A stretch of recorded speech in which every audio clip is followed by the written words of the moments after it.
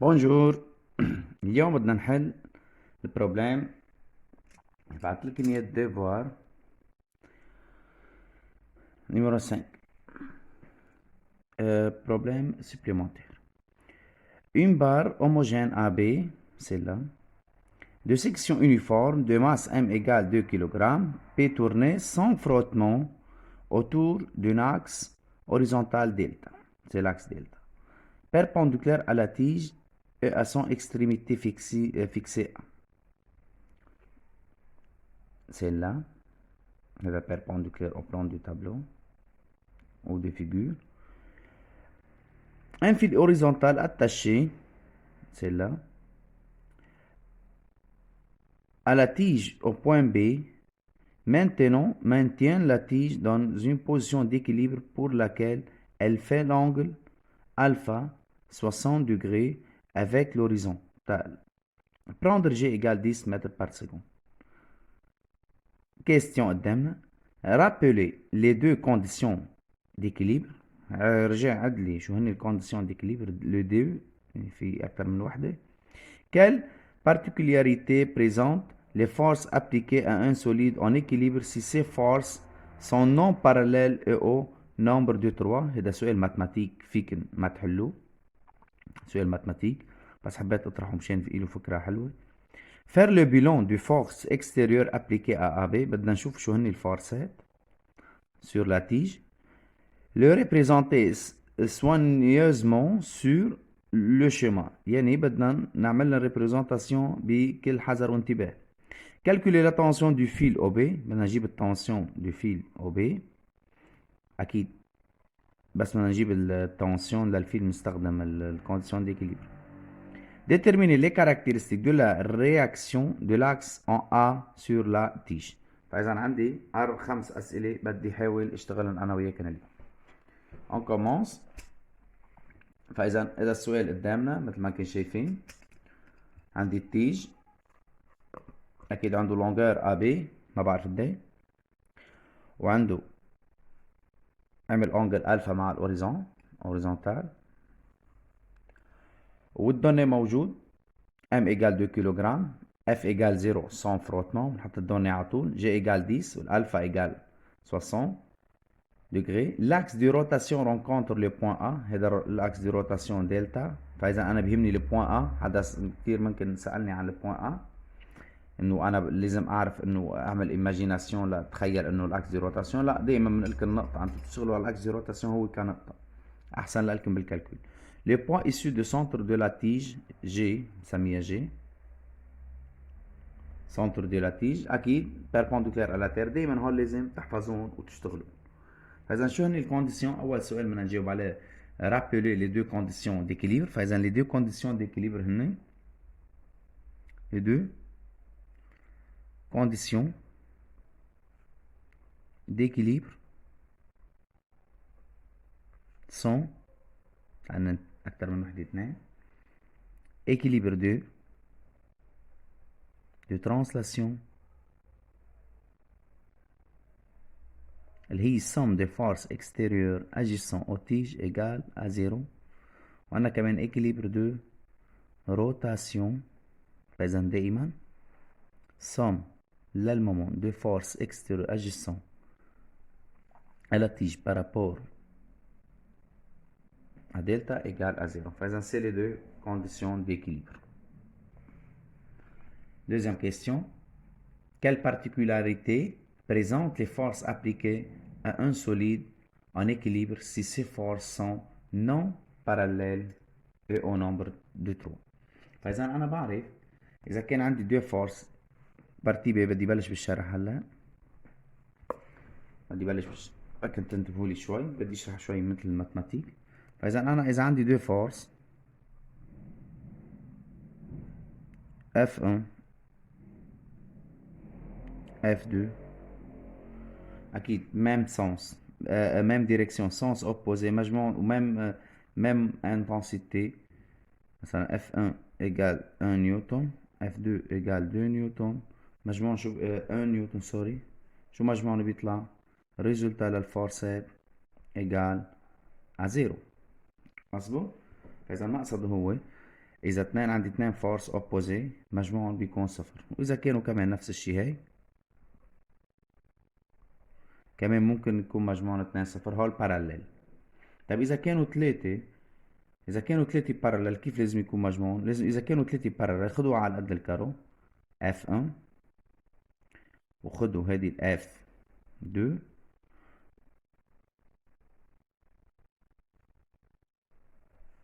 F1 2 نيوتن، F2 4 نيوتن، و F3 6 نيوتن. إذا كانوا هاي أول شغلة هني كلن اثنين ميم ديريكسيون، ووحدة التلاتة ميم ديريكسيون، واثنين ميم سونس، ووحدة سونس اوبوزي.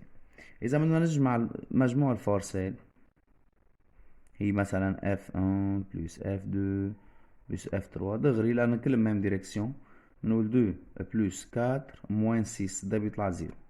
فإذا مجموعهم 0 لأن هول 3 فورس ممكن يكون مجموعهم 0 كولينير إذا وحدة في منهم بعكس التاني. طيب إذا كانوا نون كولينير يعني ما باراليل كيف ممكن يكون مجموعهم صفر؟ كيف ممكن يكون مجموعهم صفر؟ إذا كان عندي 3 فورس ما باراليل، انتو بالماتماتيك بتاخدوا أكيد. إذا كان عندي مثلا F1 أوكي F1 وعندي F2 وعندي F3، هيك بيكون مجموعهم صفر. ما بيكون مجموعهم صفر، هيك بيكون مجموعهم صفر. لازم يكون الانجل 120 تقريبا، 120 ب 120. هول 3 فورس منن ميم منن باراليل، بس مجموعهم شو بيطلع؟ صفر. اوكي مجموعهم شو بيكون؟ 0. بس لانه F2 بلس F3 بتطلع كاتريام سومي 2 باراليلوجرام. اذا بنجمع 2 مثلا لازم تطلع هيك تقريبا، تطلع هيك. شوفوا هاي الفورس F1 والريزولتا هي F2 3. نلاحظ انه هاي الفورس F2 3 مجموع ال F2 زائد F3 عطتني F2 3 بيطلع هي ذاتها مين؟ هي ذاتها ال F1. هيك ميم ديريكسيون سانس اوبوزي بنرجع لهم مجموع هاي وهي بيطلع 0. فاذا بهالحالة ممكن يكونوا 0. اذا كانوا 4 فورس ليكونوا صفر هيك بده يكونوا. شفتوا كيف؟ هاي بتروحها وهاي بتروحها. وفين يكونوا 5 وفين يكونوا 6 اكزاجون عادي. تبعتوا هذا هو مقصده، هو انه 3 فورس مجموع فيكتوريال كيف ممكن يكونوا صفر اذا ما كولينير ما باراليل بهالحالة هاي. اوكي بهالحالة هاي. التالتة بتختاروها التالتة لازم يكون مجموع 2 بس بالعكس سانس اوبوزي. اون كونتينيو بنكمل كالكول. اكيد انا حاضطر اخزق الورقة مشان نخلي معي ال troisième question. Faire le bilan des forces extérieures appliquées à la tige, le représenter soigneusement sur le schéma. فإذا نعمل représentation. نيجي أول شغلة خليني أحط كل فورس بلون. هنفرض هي le poids issu de quoi? De centre de tige perpendiculaire à la terre. Comme vous voyez, هذا le point. Deuxième. مين؟ tension de fil porté par le fil. مظبوط ولا لا؟ كيف بيكون الفيل؟ tension de fil بيكون رياكسيون نورمال ما بعرفها. هات لنرسمها هيك. اكيد بدي ارسمها هيك ما بعرف هلا، ما فيني ارسمها كيف ما كان.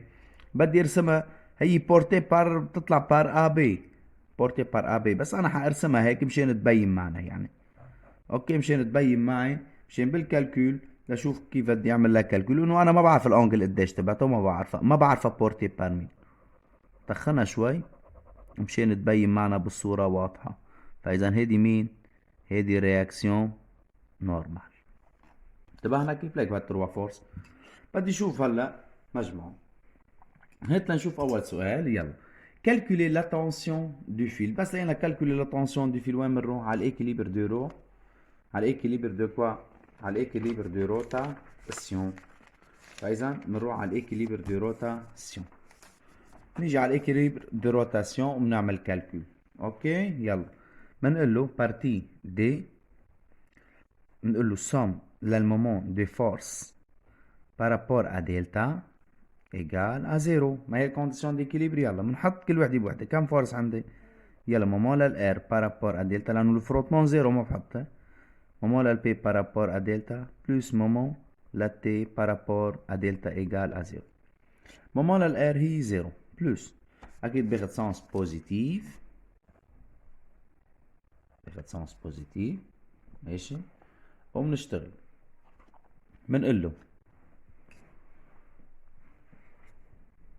المومون للبي شو بتساوي؟ يلا المهم هيدا الاكس دي روتاسيون. سبق لنا الاكس دي روتاسيون هون والبي. اذا اخذت البي هيك شددت تيجي لتحت كيف بيبرم بالسنس نيجاتيف. فاذا هو موان بي فوا قد ايه الديستانس؟ الديستانس هو هذا الديستانس لانه الديستانس من فيكتور بي للأ هو هذا الديستانس هون ومعي الانجل هون. فاذا بشتغل على الكوسينوس. فاذا كوسينوس الفا هون كوسينوس الفا ايجال دي مظبوط سور ا جي. اوكي ا جي مانو ا بي. ا جي نص الجي هي نص الا بي. فاذا دي ايجال ا جي كوسينوس الفا. فاذا هون شو بقول له؟ ا جي اللي هو ا بي سور 2 ضرب كوسينوس الفا. بعدين بلس التي بلس ما لانه اذا انا بشد التيج هيك تيج كيف بيبرم هيك بيبرم هيك على سنس بوزيتيف. فاذا بلس تي ضرب الديد ديستانس من هذه الفورس شايفينها لعند هيدي. طول بروح مع الفيل وبطلع كيف بطلع بيربونديكولار. هذا هو الديستانس. هذا كان دي. لا هذا هو الديستانس. هي الانجل قد ايه؟ الفا. فاذا الترن هي الانجل كمان الفا. هي 60 وهي 60. هذه الالفا كمان الترن لانه هذه باراليل هاي كمان. اذا هي 60 هيقول لانه بدهم هي 60. اذا هي 60 بدها هي كلها 30. طيب بدها 90 بدها فضلها 60. فيك تشوفوها كيف ما كان. ما ضروري تبرهنوا يعني جيومتريك ما ضروري تبرهنوا. فاذا شو بنستخدم؟ السينوس. فاذا شو بتصير ا بي لانه سينوس الفا هون شو بتساوي سينوس الفا؟ سينوس الفا ايجال دي هيبوتنوز على الA B. على الA B سوري الاوبوزي هي دي على الA B الهيبوتنوز. اوكي صار تريونجل صرتوا بتعرفوا كلكم سوا تريونجل هيك كيف تستخدموا فيه. فاذا هي شو بتساوي؟ اذا هي بتساوي A B نكمل بالازرق سوري. A B سينوس 60 الفا ايجال 0. يلا A B و A B بيروحوا ما بيطلع عندي بتعملوا كالكول هدي ام فوا جي بتطلع تي ايجال. تاخذوها بعد الايجال هون بتحطوا الالفا بقيمتها شاكن بار سا فالور. بتطلع عندي اذا بدي كمان الكنيان هي موان ام جي سور 4 بلس تي راديكال 3 سور 2 ايجال 0. هذه الخطوة الأخيرة تطلع تي ايجال 10 سور راديكال 3 نيوتن. اوكي هي تي تو سامبليمون. يلا بارتي اللي بعدها الاو. calculer déterminer la caractéristique de réaction de l'axe en A sur la tige. فاذا بتجيب انا الرياكسيون. فاذا الرياكسيون لجيبها انا ما بعرف هي الالفا قديش. هي الانجل الفا هي الكبيره كلها من الار لهون ما بعرف قديش. انجل سموها بيتا.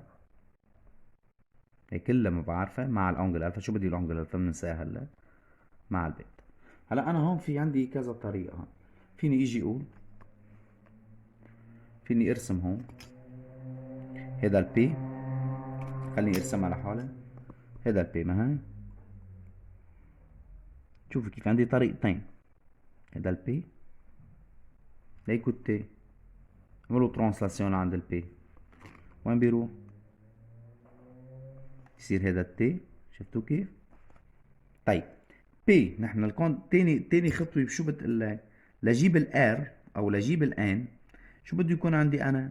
بده يكون عندي بنستعمل équilibre de translation somme des forces extérieures agissant au système à tige égale à 0 يعني P plus T en vecteur plus R égale à 0. مظبوط؟ مظبوط ولا لا؟ هيك لازم يكون، هيك اتفقنا؟ بالقبل شرحنا بالقصه انه مجموع 3 فيكتور ما كولينير ايجال 0. طيب اذا معي البي والتي هيك مثل ما كنتم شايفين بالرسمه، هذا البي نزلوا التي لعنده، لانه فيك انتم كيف تجمعوا مع عندكم 3 فيكتور بعاد عن بعضهم؟ بتاخذوا نقطه وبتجمعوهم كلهم عند هي النقطه وبتشوفوا شكلهم وعلى اساسها بتعملوا. طيب كيف هي لازم تطلع؟ فاذا ما إلى الا نجمع هول، فاذا هذا هو الار لازم يطلع هيك، الار لازم يطلع هيك. هذا ليكم مجموع بيطلع صفر. بس كيف انا ما فيني اجي اشتغل هيك؟ بجمع هول الاثنين، بجمع بي وتي، لانه الار فيني اقول له شوف فيني اقول له انا الار ايجال موان بي بلس تي. فاذا الار بيساوي ناقص البي زائد تي. طيب البي زائد تي فينا نجمعهم، ما أنا هون 90 دوغري مثل ما انتم شايفين، هاي وهي بيربونديكولير. فاذا فيني اجمعهم شو بجمعهم؟ بجمعهم فيكتوريالمون، بجمعهم فيكتوريال بيطلع هيك. لازم صغروا، انا لازم تنصغر شوي. إيه خلص بنعتبرها هيك. خلص خلي التي لهون.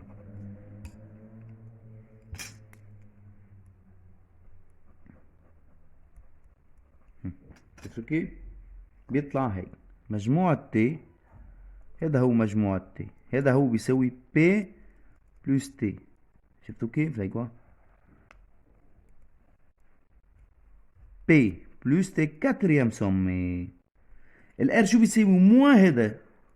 فاذا انا فيني اقدر اجيب هذا، بكون جبت مين؟ جبت الار. تبعنا؟ يلا كيف نجيبها؟ منقول له هذا جيومتريك مو. يلا كيف نجيبها؟ هي شو بتساوي؟ نستعمل بيتاغور. هذه هي التي، شفتوها؟ هي التي كمان، لانه هي التي وهي التي وهي البي. بيتاغور شو بيطلع؟ بيطلع بي بلس تي، اذا بدنا نقول سموا فيكتور بي بلس تي او كاري، بيطلع ايجال راديكال للبي او كاري بلس تي او كاري. فاذا بي بلس تي انا حخليه بي بلس تي مشان ما تضيعوا انه تسموه فيكتور ثالث يعني. راديكال قد طلعت التي؟ لحظة كله او كاري بلس ديل بي، P égale M fois G égale 2 fois 10 égale 20 نيوتن. فإذا بلس 20 au carré. تعملوا كالكول ده بيطلع معي بيطلع معي 20,275 نيوتن. فإذا الار ايجال موان هذا الشيء، بس الموديول للار ما تنسوا ايجال موديول لمين؟ للبي بلس تي. ميم موديول. مظبوط، ميم موديول. فاذا الموديول للار شو بيطلع؟ 20 فاصلة، بس ولكن سانس شو؟ اوبوزي. شفتوا كيف؟ هيدي لتحت هيدي لفوق. هيك بيجمعوا 3 فيكتور، ليك ما اجملها بي بلس تي بلس ار ايكال 0. اوكي. الطريقة الثانية لقيتها انا كمان هينة. الطريقة الثانية انا نحلها قدامكم. شوفوا الدوزيام ميثود، بس هو جهزنا، هو هيأنا بالسؤال لهيدي الفكرة. الدوزيام ميثود انا شو بعمل؟ فيني اخد مثل ما علمتكم اكس و او. يلا y اكس. الطريقة التانية شو بياخد؟ اكس و y. فاذا بي عندها بي اكس و y، ليكون بي عندها بي موان بي y، والتي عندها موان تي اكس. اما عندها ار اكس وعندها ار y. فينا نجيب ار اكس و ار y وبعدين نجيب الار. هات لنجرب. يلا شو بنقول له؟ يلا بنقول له يلا somme des forces extérieures égale à 0 à l'équilibre. فينا نقول Rx plus Px plus مثل ما علمتكم Tx égale 0. هلا Rx شو هي؟ بوزيتيف. ار اكس مع الاكس. بي اكس ما عنده صفر. تي اكس هي موان تي اكس. موان تي اكس ايجال زيرو. فاذا شو بتساوي الار اكس؟ هي تي. هي زائد تي بتطلع 10 سور راديكال 3 نيوتن. جبنا الار اكس. يلا نشتغل على الايجريك. ار ايجريك بلس بي ايجريك بلس تي ايجريك اذا بدكم مشان تكونوا هسه اوضح. الار ايجريك بوزيتيف بتضل ار ايجريك. بي ايجريك نيجاتيف موان بي وكلها بي ما عندها الا بي. البي هي ذاتها بي ايجريك. تي ايجريك ما عندها كلها اكس راحت ايجال زيرو. فاذا بتطلع بي ايجريك ايجال مين؟ بي ايجال 20 نيوتن. شفتوها؟ طيب يلا بيتاغور دايما ار شو بيساوي؟ اذا معي ار اكس ومعي ار ايجريك شو بيساوي الار؟ راديكال ار اكس او كاري بلس ار ايجريك او كاري اللي هو ما مين الار اكس هو تي بي او كاري بيطلع نفس الشي 20.27 نيوتن. ميم ريزولتا. شفتوا هي دوزيام ميثود. دوزيام ميثود. هيدي دوزيام ميثود هيدي انا بشتغل عليها اكتر. فينا نجيب كمان طنجنت الفا هي ار ايجريك على ار اكس ايجال دال ار ايجريك هي 20 على 10 سور راديكال 3 تطلع اخر شي الفا ايجال شيفت على الي حاسبة تانجنت 2 راديكال 3 بتطلع الانجل تقريبا 73. هي الانجل اللي بتطلع. فينا نجيب الانجل كمان وكأكيد واضحة الصورة معنا. اوكي يعطيك العافية.